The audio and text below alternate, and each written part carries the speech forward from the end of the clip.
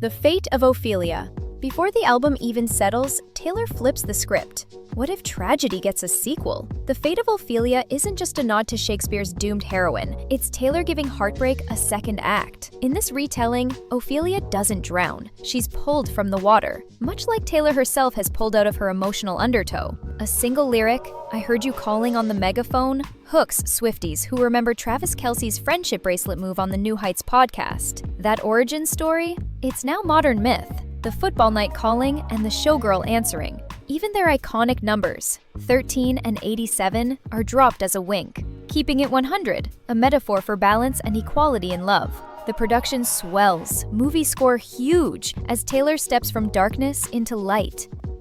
Elizabeth Taylor. Picture this. Taylor, mid-car ride, receives a video clip from her parents. Elizabeth Taylor's son just compared her public persona to his mother's. It's enough for her to pull over and start writing. She uses Elizabeth Taylor as both mirror and myth, the Hollywood icon who lost and loved, crash and glimmer. Elizabeth Taylor, do you think it's forever? Taylor asks, wondering, if fame turns love cinematic, does any of it last under the lights? Violet eyes, Portofino, Musso and Franks, all real-life symbols dropped as anchors to the bigger truth. In Taylor's world, romance is always beautiful, always breakable. The arrangement is grand but intimate, wrapping her questions about being adored, known, and believed in.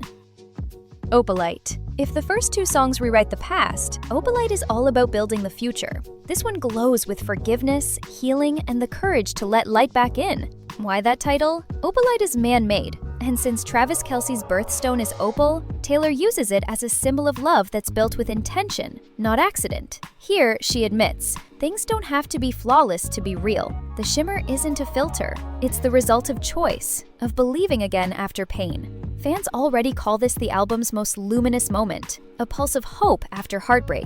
The music feels like light on glass, pop with radiance and clarity, capturing someone finally forgiving their past and stepping into warmth.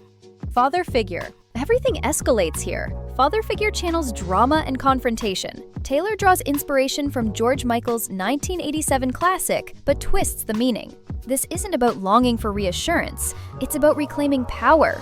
She wrote it, in her words, just sitting there, saying the things I've always wanted to say. For some, it's a clear nod to her industry battles. Echoes of Scott Borchetta and the fight for her masters ripple beneath the orchestrated build. For others, it's universal, a coming-of-age anthem about breaking free from those who've tried to write your story for you.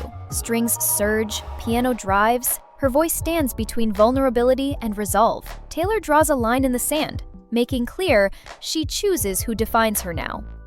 Eldest daughter. The armor drops. Eldest daughter is stripped back. A slow ballad, all tension and release, that whispers the reality of always being the strong one. Taylor plays with silence and minor chords, letting each pause echo the pressure of responsibility.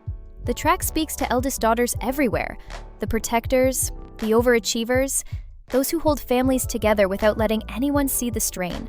While some fans see personal connections to her relationship with Travis, at its core, this is about identity, how to lead without hardening, and how to stay soft when the world demands strength. Ruin the friendship. Ruin the friendship isn't loud. It's quietly devastating. Taylor lets us eavesdrop on what could have been, the friendship that hovered at the edge of love, lost to hesitation. The refrain, "should have kissed you anyway," cycles like a regret she can't quite shake. There's no anger, just nostalgia. Small-town drives, laughter, the ache of almost. Fans hunt for clues, guessing this track is about a teenage memory of a friend who has since passed. But its heart is universal. The performer, stepping off stage, admitting that fear once cost her something real. In the album's timeline, this confession becomes the turning point, the moment Taylor shifts from hiding her feelings to loving openly. Actually romantic. Taylor takes a sharp, sarcastic tone here, turning the idea of romance upside down. Actually Romantic is about the strange energy of someone who clearly dislikes her, but spends so much time fixating it almost feels like love. She's calling out the performative obsession, that one-sided attention where dislike and infatuation blur together. While fans speculate it's a pointed response to Charli XCX's Sympathy is a Knife, Taylor keeps the focus on how weird and almost romantic this kind of fixation can feel. In her own words, it's about the surprise of realizing just how much space someone has given her in their head. even if it's not exactly friendly attention. This track cracks open the tension between fame's distortions and real connection, marking a turning point on the album. Wishlist. Every album needs a heartbeat, and Wishlist delivers. This is Taylor's most playful, contented moment, trading spectacle for the quiet fantasy of everyday joy. She admits this was the last song written, a kind of exhale. Lines like, "I just want you," "have a couple kids," got the whole block looking like you, drop real-life humor into the mix, making it clear the song is a tender ode to her fiancé Travis Kelce and the life they're building together. Even the joke about wanting the world to leave them alone, or the wink at dreaming about a driveway with a basketball hoop, anchor the love story in homespun reality. No more chasing impossible dreams. Wishlist is a blueprint for peace and partnership, as unguarded as anything Taylor has recorded. Wood. Wood signals a mood shift.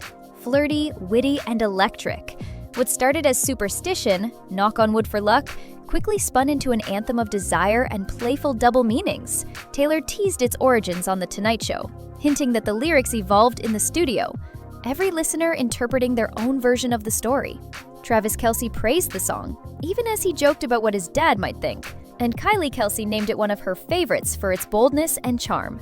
The references span from redwood trees to magic wands, loaded with innuendo but never losing tenderness.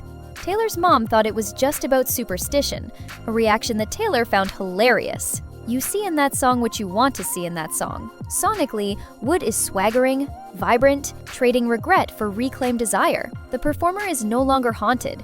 She's owning her story with a wink. Cancelled.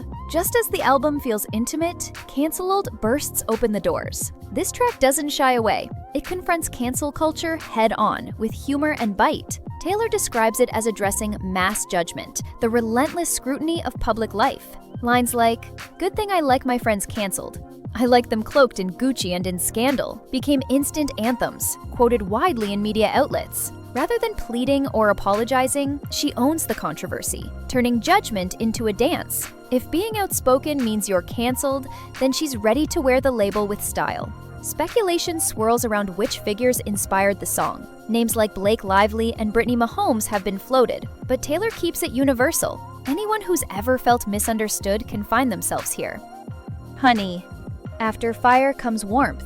Honey is the golden calm, an intimate love song drenched in softness and steady affection. Summertime spritz, pink skies. You can call me honey if you want, because I'm the one you want. The lyrics feel simple, but in Taylor's world, simplicity is radical, a refusal to armor up or perform. Taylor calls it about the enjoyment of being with someone genuine. The sound reflects that ease. Slow beats, Hammond organ, gentle piano ripples, like sunshine through curtains. Fans naturally connected to Travis, seeing the sweetness as proof of how he's helped her find tenderness and steadiness. Love that's real and steady instead of staged.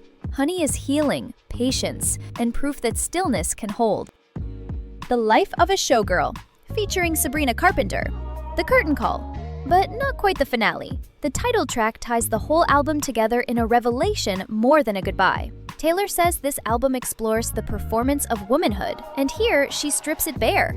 The showgirl isn't just a role. She's every version of herself forced to smile even when the lights hurt. The lyrics feel like whispered backstage moments. Sequins fading, mascara smudged, applause echoing down empty halls. Gratitude meets exhaustion. It's someone who's learned to shine on command, but now chooses when to let the lights dim. Musically, it's a montage of Taylor's eras all at once. The cinematic sweep of 1989, the vulnerability of folklore, the venom of Reputation, the glitter of Midnights.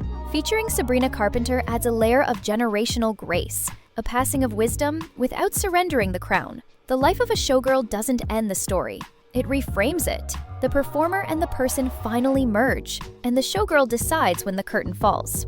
And that's every song on The Life of a Showgirl, an album where Taylor embraces the dazzling complexity of fame, love, and identity with renewed confidence and joy. If this deep dive resonated with you, hit subscribe and ring the bell for more album breakdowns. Which track from the Showgirl's story spoke to you the most? Share your favorite in the comments below.